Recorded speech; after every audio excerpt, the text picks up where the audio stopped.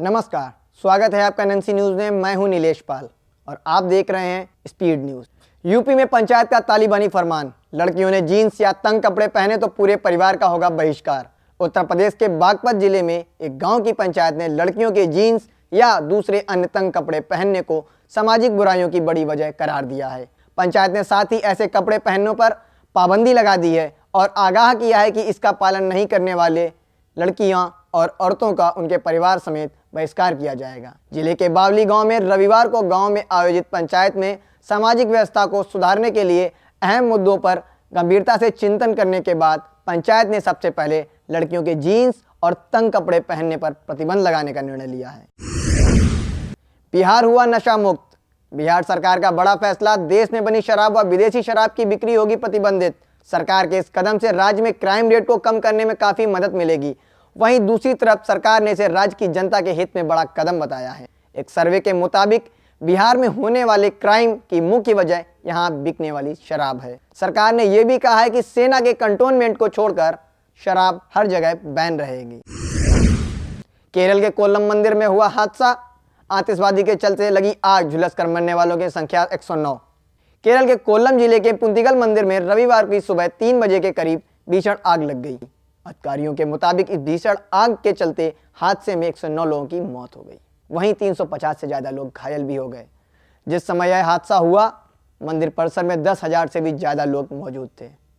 घायलों को Trivandrum medical college समेत अन्य अस्पतालों में भर्ती कराया गया है। 10 अस्पतालों में इलाज की व्यवस्था की गई है।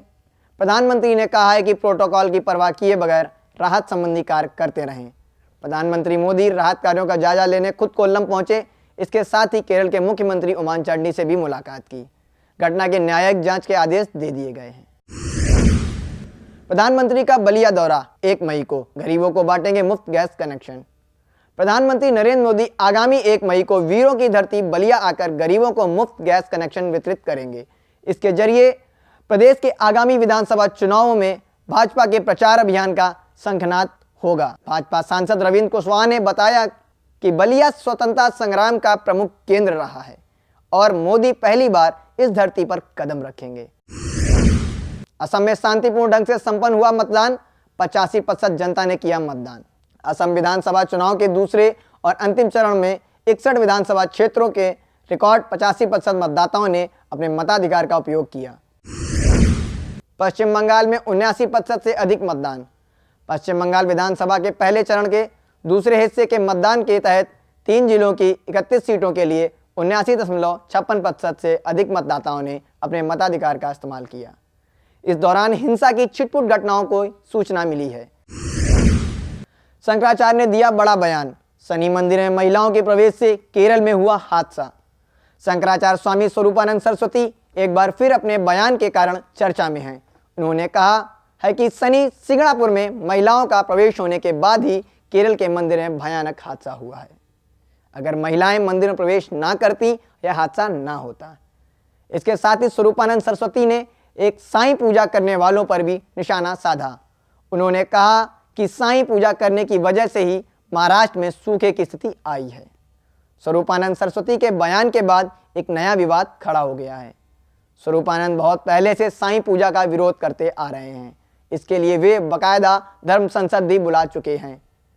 शंकराचार्य का कहना है कि साईं हिंदू देवता नहीं है और हिंदुओं को इनकी पूजा नहीं करनी चाहिए।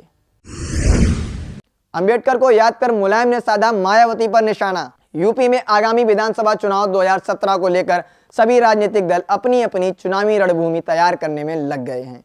इसके साथ ही आरोप प्रत्यारोप का दौर भी शुरू हो गया है। समाजवादी पार्टी के राष्ट्रीय अध्यक्ष मुलायम सिंह ने डॉक्टर भीमराव अंबेडकर के बहाने मायावती पर निशाना साधा।